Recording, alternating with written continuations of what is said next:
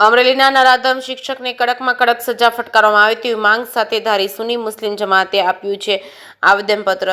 માનવતાનું માથું શરમથી ઝૂકી જાય તેવી ઘટના, અને એ પણ વિદ્યાના મંદિરમાં છે, જ્યાં એક નરાધમ શિક્ષકે જેણે શાળામાં અભ્યાસ કરતી બે નાની બાળકીઓ સાથે પહેલા તો દારૂ પાઈ અને ત્યારબાદ નરાધમે ગુરુ અને શિષ્યના સંબંધોને લજેવેલા હતા અને હલકી માનસિકતા ધરાવતા નરાધમના આ હિચકરા કૃત્યની સામે લોકો નારાજગી વ્યક્ત કરી રહ્યા છે। કામવાસમાં અંત બની ગયેલા આવા નરાધમને કડકમાં કડક સજા ફટકારી ફાંસીના માંચડે લટકાવવામાં આવે તેવી માંગ સાથે ધારી શહેર તેમજ તાલુકાના મુસ્લિમ સમાજના ભાઈઓએ આવેદનપત્ર પ્રાંત અધિકારીને પાઠવ્યું હતું। ગાંધીના ગુજરાતમાં એક બાજુ દારૂ ઉપર પ્રતિબંધ મૂકવામાં આવે છે, પરંતુ વિદ્યાના મંદિરમાં એક નરાધમ શિક્ષક શાળામાં અભ્યાસ કરતી બાળકીઓને દારૂ પીવડાવી અને એક રાક્ષસ કરતા પણ હલકી કક્ષાની માનસિકતા ધરાવતો હોય તેવું લોકો જણાવે છે। સમગ્ર હકીકત જોઈએ તો અમરેલીમાંથી શિક્ષક જગતને શર્મસાર કરતી ઘટના સામે આવી છે। કુકાવાવ રોડ પર આવેલા ભારતનગર શાળામાં નરાધમ શિક્ષકે ચાલુ શાળાએ દારૂના નશામાં બે બાળકીઓ સાથે દુષ્કર્મની ફરિયાદ સામે આવી છે। ધોરણ 4માં ભણતી બે બાળાઓ સાથે દુષ્કર્મ આચર્યાની ઘટના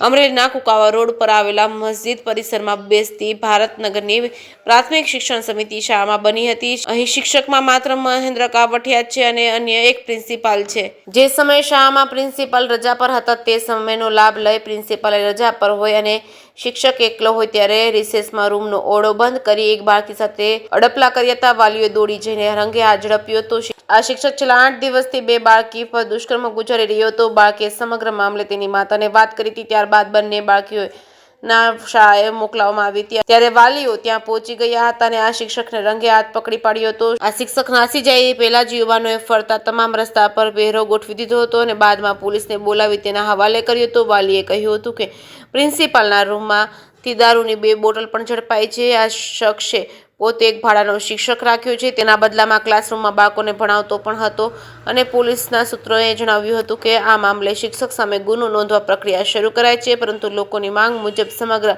કેસની તપાસ અમરેલી જિલ્લા પોલીસ વડા તરીકે ફરજ બજાવી ચૂકેલા અને હાલ સ્ટેટ મોનિટરિંગ સેલના ડીઆઈજી નિલીપ રાયને સોંપવામાં આવે તેવી માંગ કરાઈ છે।